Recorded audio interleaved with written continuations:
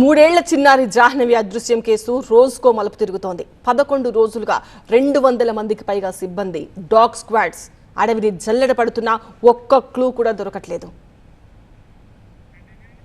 చీకటి పడిన తర్వాత కూడా గాలింపు ఆగడం లేదు. ఇందుకోసం హనుమాన్ బృందాలు అత్యాధునిక సాంకేతికతతో రంగులోకి దిగాయి.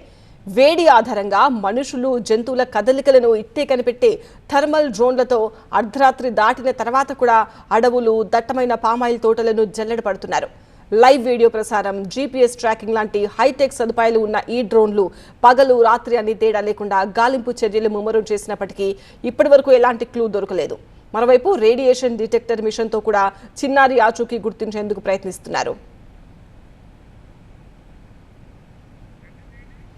3 ఏళ్ల చిన్నారి జాహ్నవి అదృశ్యమై 11 రోజులు గడుస్తున్నా ఆచూకీ లభించలేదు. పోలీసులు, NDRF, SDRF కలిపి 200 మందికి పైగా అడవులు, 40 ఎకరాల పామాయిల్ తోటలను జల్లెడ పడుతున్నారు. చిన్నారి కొండ చిలువ లేదా క్రూర మృగాల బారిన పడి ఉండొచ్చని పోలీసులు అనుమానిస్తుండగా, అటవీ శాఖ అధికారులు మాత్రం ఇక్కడ వన్యప్రాణుల సంచారమే లేదు అని స్పష్టం చేస్తున్నారు. చుట్టూ కంచె ఉన్న తోట నుంచి పాప ఒంటరిగా ఎలా వెళ్తుంది అనే కోణంలో కూడా దర్యాప్తు జరుగుతోంది. తమ కుమార్తె జాహ్నవి క్షేమంగా తిరిగి రావాలంటూ తల్లి భవానీ, తండ్రి గణేష్ కన్నీరు మున్నీరుగా విలపిస్తున్నారు. చిన్నారి కోసం గాలింపు చర్యలు ముమ్మరంగా కొనసాగుతున్నాయి.